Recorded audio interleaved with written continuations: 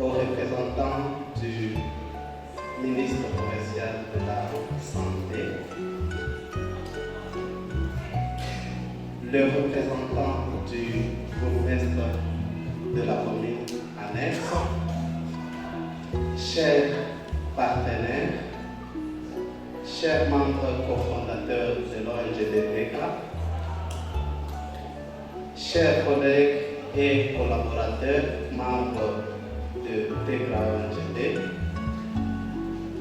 distingués invités à vos titres et qualités respectifs. Aujourd'hui, pour nous, c'est un grand jour. Un jour mémorable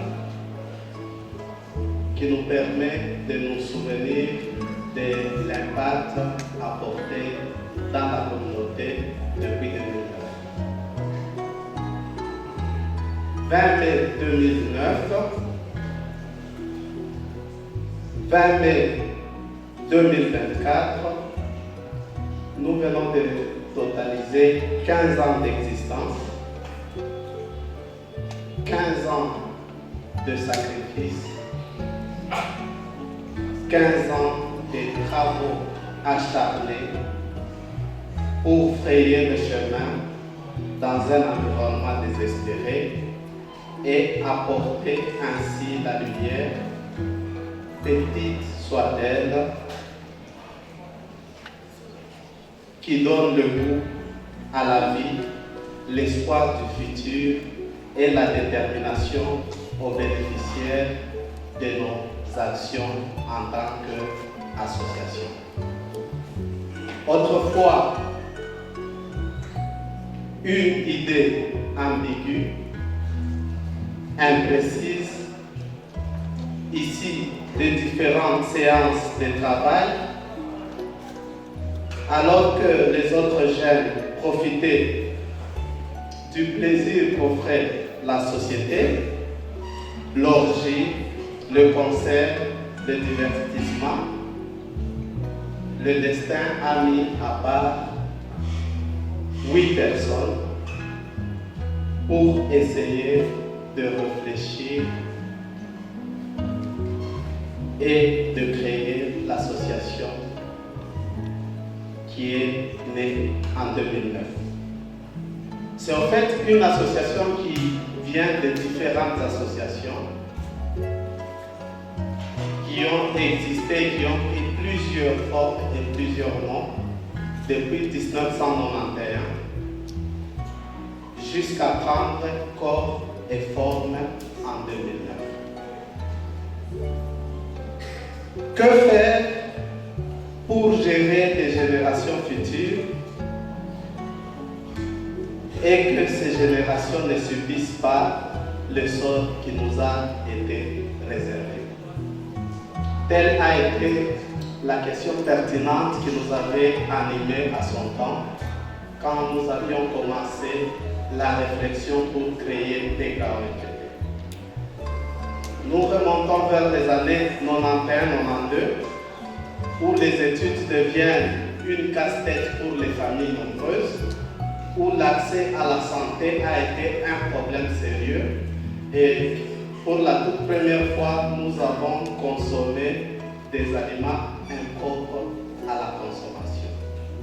Alors que pendant ce temps, nous ne sommes que de simples élèves qui aspirent à aller à l'université, nous avons commencé à réfléchir. Ce que nous vivons, faut-il que les générations futures vivent aussi la même chose?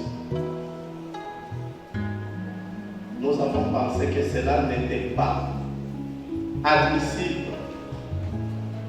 Il fallait faire quelque chose. Il fallait réfléchir.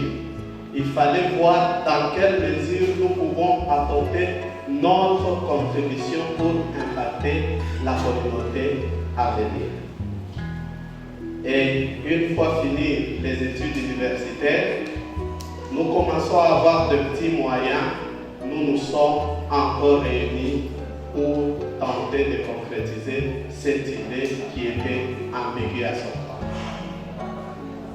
Ainsi, en 2009, avec les petits moyens qu'on avait, nous avons fait les statuts, nous les avons légalisés, nous avons existé légalement et nous avons commencé à définir les priorités. Et la réponse à notre question, c'est que nous pouvions apporter aux générations futures, nous a donné 3 réponses ou 3 axes. Premièrement, il fallait apporter une contribution dans l'éducation. Il fallait apporter une contribution dans la santé et il fallait lutter contre la famine.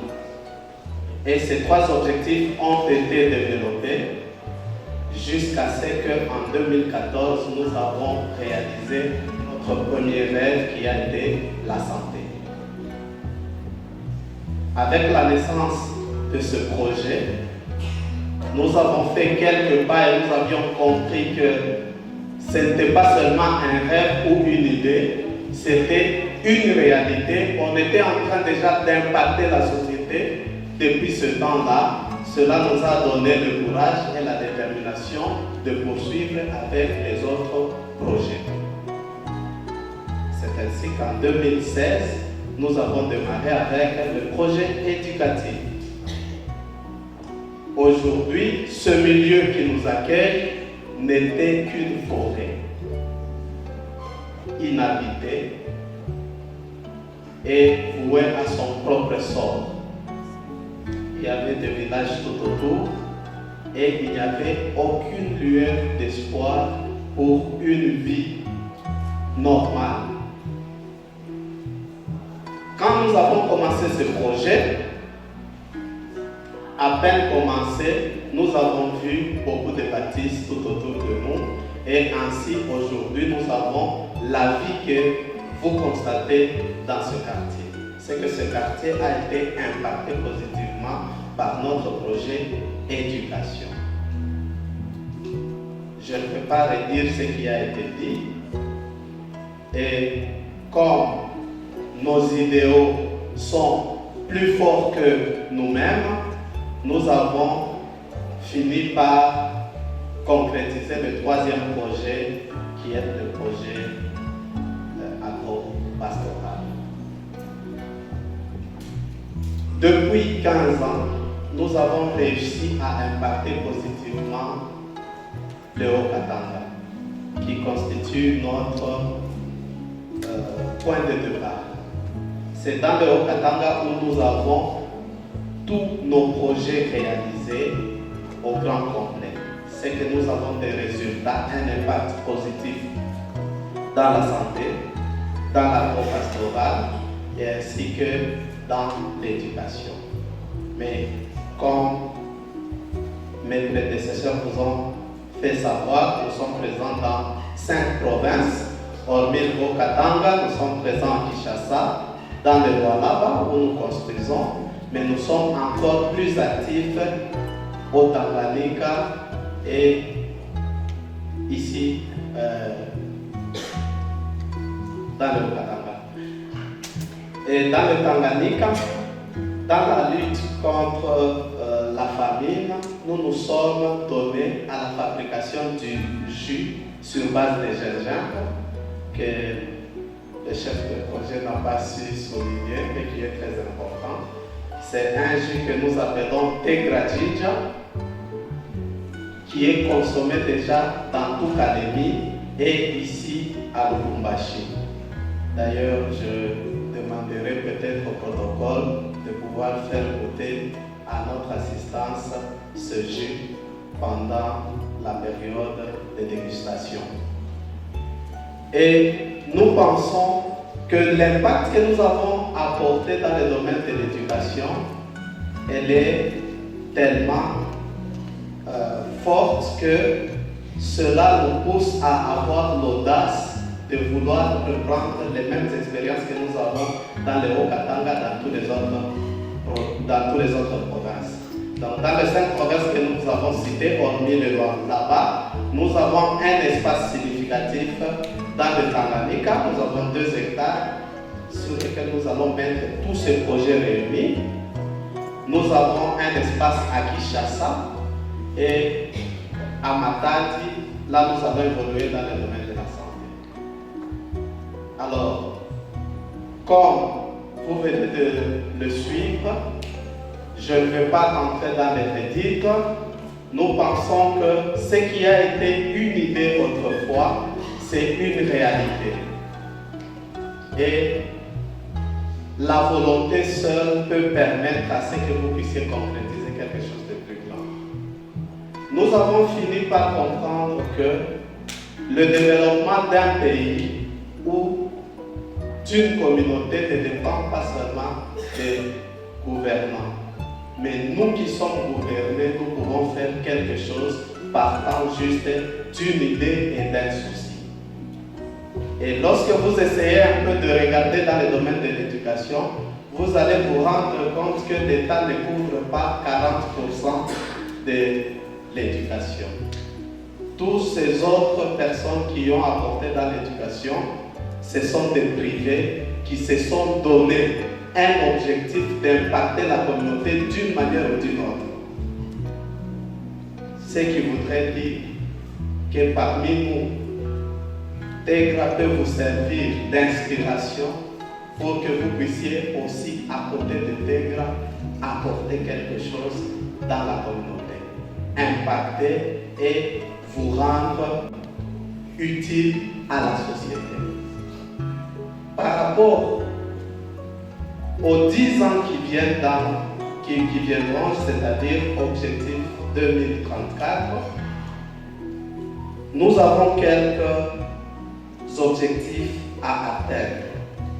Le premier, c'est la consolidation des acquis, c'est-à-dire ce qui est déjà fait ne doit pas disparaître. Nous devons fournir l'effort pour pérenniser déjà ce qui est déjà acquis et que cela puisse avancer. Deuxième objectif, achever les constructions des œuvres en cours de réalisation. Comme vous allez constater, la cité qui nous accueille, c'est juste une cité éducative avec différentes bâtisses qui doivent présenter les différentes écoles telles que le coordonnateur l'a souligné. Nous allons terminer et les mettre dans les standards internationaux, de telle sorte que nous n'ayons pas quelque chose à envier à l'extérieur. Troisième objectif, c'est élargir notre présence dans d'autres provinces où nous ne sommes pas installés.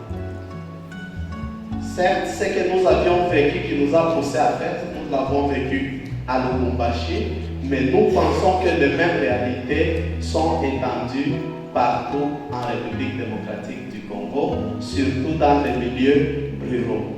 Ainsi, TEGRA ONGD a comme objectif impacter les milieux ruraux et apporter un développement significatif au-delà de ce que l'État congolais pourrait faire. Donc TEGRA voudrait se mettre aux côtés du gouvernement pour l'accompagner là que le gouvernement peut juger utile de se servir de TEGRA.